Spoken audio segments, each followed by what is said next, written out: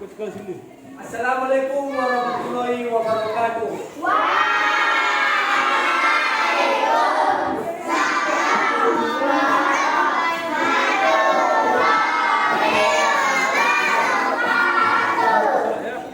Ya, selamat pagi anak-anak. Bagaimana kabarnya, sehat? Oke, Bapak mohon agar melihat kawan di sampingnya, apakah ada yang tidak hadir? Kawan sepak bola, ada yang tidak hadir? Oke, berarti hadir semua ya? Oke. Ya, sebelum kita memulai pembelajaran, kita kayak seperti biasa, ice breaking. Ice breaking, tepuk semangat aja ya. Ya. Siapa yang mewakilkan tepuk semangatnya? Siapa yang bisa? Enggak, di tempat duduk aja. Di tempat duduk aja ya. Boleh. Satu. Siapa aja ini? Siapa ini namanya? Ayo, tepuk semangat.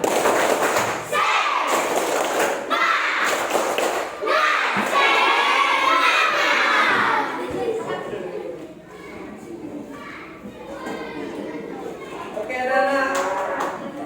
Materi pembelajaran kita pada hari ini adalah, dan tujuan pembelajaran kita adalah mengabdi pahlawan dan tokoh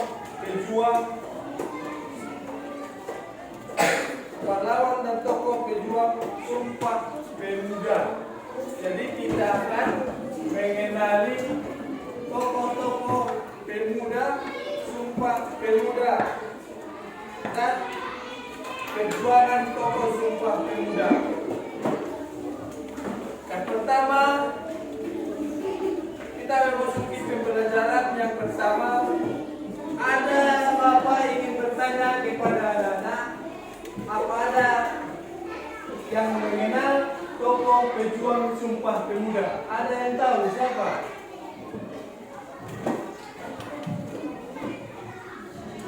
Oke, Bapak akan menampilkan beberapa tokoh perjuangan Sumpah Pemuda. Ada yang kenal beliau?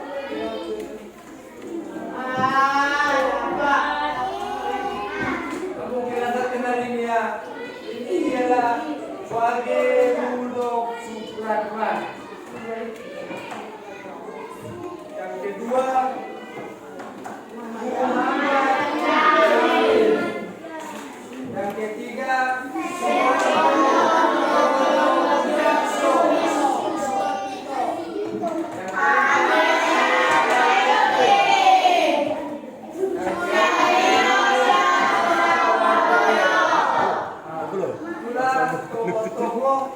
pejuang Sumpah Pemuda. Ya, Bapak akan menjelaskan bagaimana Indonesia pada saat dalam masa kondisi Indonesia pada saat masa penjajahan dan terbentuknya Sumpah Pemuda. Dalam masa penjajahan, kita Indonesia dijajah 2 kali oleh, ada yang tahu? Apa? Ya, kita dijajah oleh Belanda dan Jepang. Masa penjajahan Belanda di Indonesia berlangsung selama kurang lebih 350 tahun. 1902 sampai 1942. Kondisi masyarakat Indonesia pada masa itu sangat menderita. Pada masa penjajahan Belanda, Indonesia mengalami beberapa perubahan seperti perubahan ekonomi, pendidikan di berbagai daerah, serta perubahan kehidupan keagamaan, dan sosial budaya. Jadi itulah penderitaan Indonesia saat penjajahan Belanda. Pada sekitar tahun 1830 sampai 1870, Belanda menerapkan kebijakan sistem tanam paksa. Masyarakat diwajibkan menanam komoditas tertentu seperti kopi, tebu, tembakau, dan teh yang ditujukan untuk kepentingan ekspor Belanda. Yang kedua, kondisi masyarakat Indonesia pada masa penjajahan Jepang. Masa penjajahan Jepang di Indonesia berlangsung selama 3,5 tahun. Jadi dalam masa penjajahan Jepang lebih singkat daripada masa penjajahan Belanda. Pada masa zaman Belanda berapa tahun tadi? 350 tahun. Untuk Jepang hanya 3,5 tahun, dari 1942 hingga 1945. Seperti Belanda, Jepang juga mengeksploitasi sumber daya alam dan manusia Indonesia untuk kepentingan perang mereka. Mereka menerapkan sistem romusa. Masyarakat Indonesia dijadikan tenaga kerja paksa untuk membangun infrastruktur. Jadi masa penjajahan Belanda dan Jepang tidak jauh beda. Hanya bedanya Belanda 350 tahun, Jepang hanya 3,5 tahun. Mulai dari pembangunan jalan raya, jembatan hingga jalur kereta api, akibat kebijakan ini banyak pekerja yang menderita kelaparan, penyakit, sampai dengan meninggal dunia. Pendidikan yang ada pun diubah menjadi berbasis pendidikan Jepang. Masyarakat Indonesia diwajibkan mempelajari bahasa Jepang. Diskriminasi rasial juga masih ada. Meskipun masyarakat Indonesia dijanjikan Asia Raya oleh Jepang. Oke.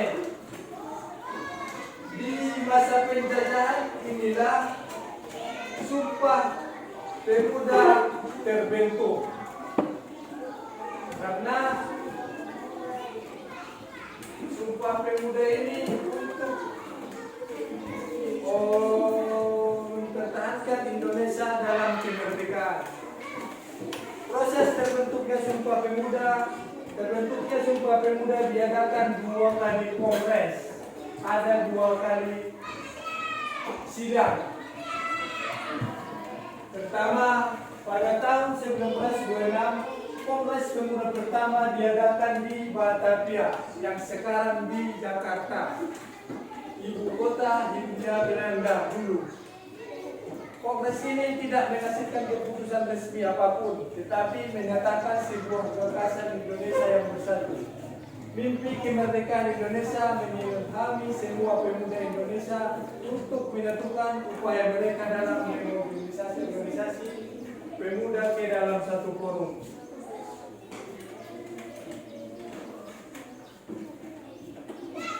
Nah, yang kedua, pada bulan Oktober 1928, Kongres Pemuda kedua diadakan di 3 lokasi. Sidang pertama diadakan pada tanggal 27 Oktober 1928 di Gedung Katolike Jogelingenborg, dengan harapan agar kongres tersebut dapat mengilhami rasa kesatuan. Sidang kedua membahas isu-isu pendidikan dan diadakan di Gedung OS Japa Bioskop. Dan sidang ketiga sekaligus terakhir diadakan pada tanggal 28 Oktober di Jalan Keramat Raya nomor 106.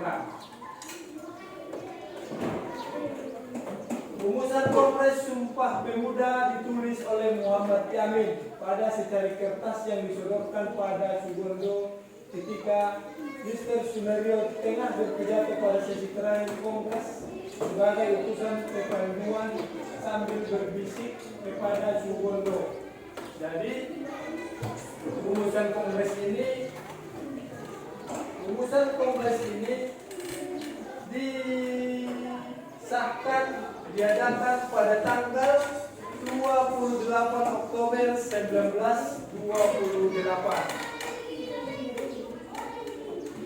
Bunyi isi dari bunyi Sumpah Pemuda yang pertama adalah kami putra-putri Indonesia mengaku tumpah darah yang satu, tanah air Indonesia.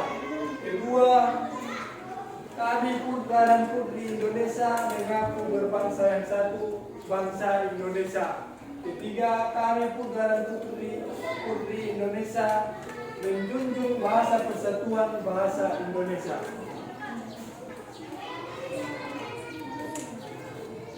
Ya, itulah bunyi dari isi bunyi Sumpah Pemuda. Oke, Bapak mengulangi foto tokoh-tokoh pejuang Sumpah Pemuda.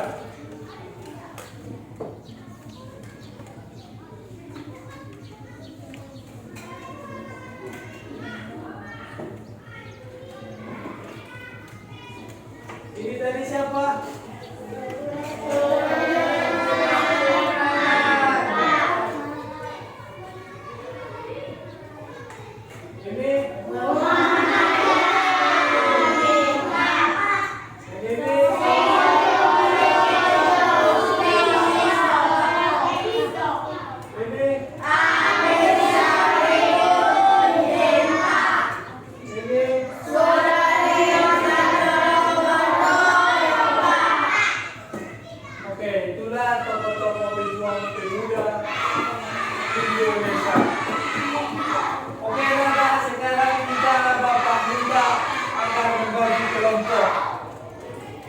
Bapak bagi 3 kelompok, kelompok 1, kelompok 2, dan kelompok 3.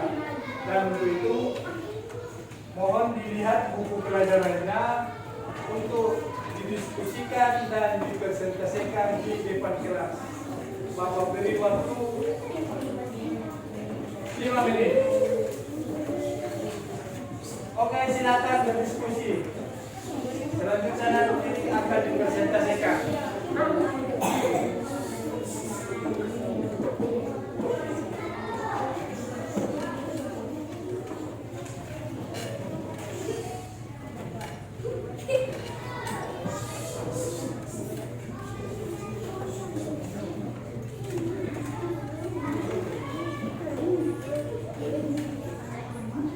Oke, anak-anak, selesai berdiskusi.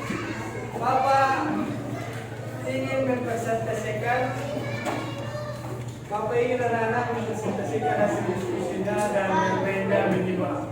Bapak minta untuk kelompok 1 akan mempresentasikannya di depan kelas. Untuk kelompok 1 silakan.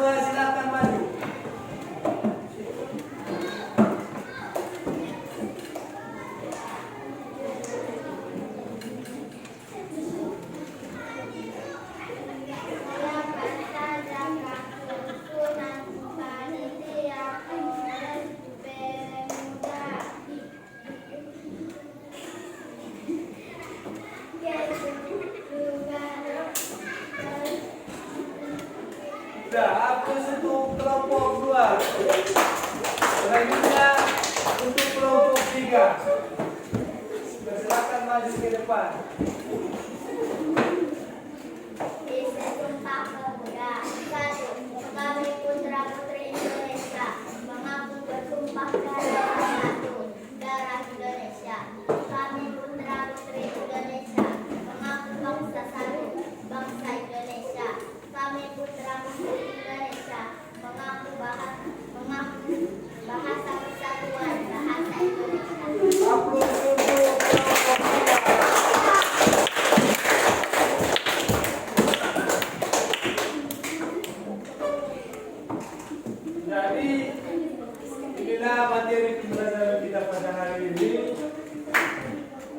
tokoh-tokoh pejuang pemuda dan masa penjajahan di Indonesia dan proses terbentuknya Sumpah Pemuda. Itulah materi pembelajaran kita pada hari ini. Terbentuknya Sumpah Pemuda di Indonesia diadakan pada tanggal 28 Oktober 1928. Dan pada masa penjajahan kita dijajah 2 kali dengan negara yang berbeda. Yang pertama Belanda dan Jepang. Oke, itulah materi pembelajaran kita hari ini. Jangan lupa mengerjakan PR-nya di rumah.